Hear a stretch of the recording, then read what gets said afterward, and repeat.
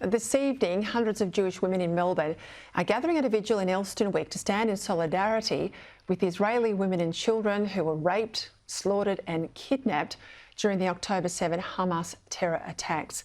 They have protested the silence of women and human rights organisations, particularly at the United Nations, who failed to condemn or even acknowledge the sexual violence perpetrated against Israeli women and children. Join me now from the vigil, Shadow Education Minister, Senator for Victoria, Sarah Henderson.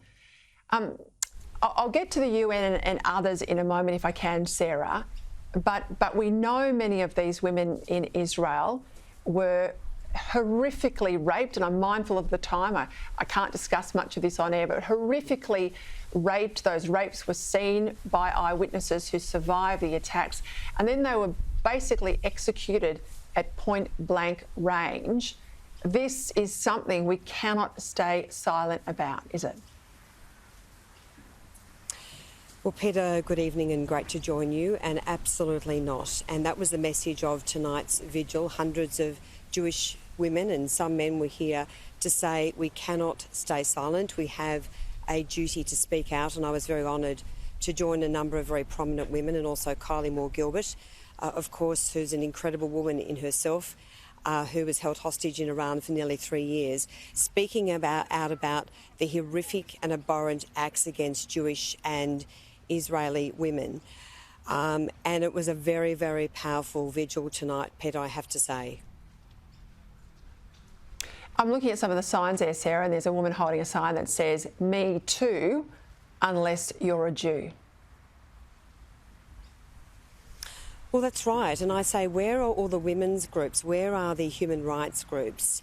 It took the United Nations Women's Organisation 57 days to even acknowledge these atrocities. And there was a young woman who spoke tonight, and her very close childhood friend was one of the young soldiers who was brutally raped and is now a hostage and hopefully still alive. And hearing her words was just soul-destroying. Also, Peta, the Jewish community here in Melbourne and in all parts of Australia are devastated by the horrendous level of anti-Semitism and anti-Israel hatred in this country. I mean, I had a woman, I was just speaking to her before, she was in tears. She can't even tell her co-workers that she's Jewish. There is so much fear. And so there were so many brave women standing up and saying, we have to speak out. There are no excuses. We cannot qualify this in any way. We have to let the world know what happened to Israeli and Jewish women on that terrible day. And of course, in my speech, I also acknowledged the atrocities against Palestinian women by Hamas as well. Let's not beat around the bush. Hamas is an evil terrorist organisation, a pure evil.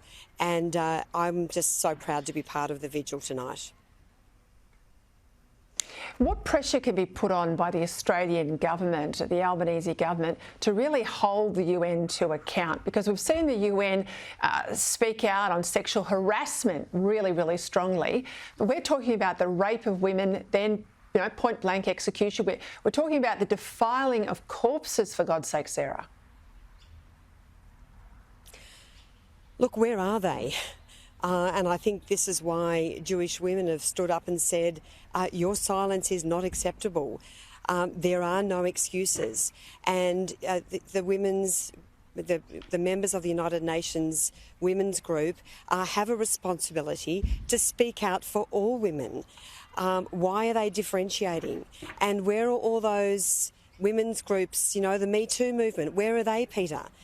They are nowhere to be seen. Where are they? And, of course, we have seen some members of Parliament like...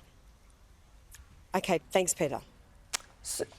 Sorry to jump in there, Sarah. I've got to get off now for Andrew Bolt, but I appreciate you joining us there tonight from the park in Elstern Wick.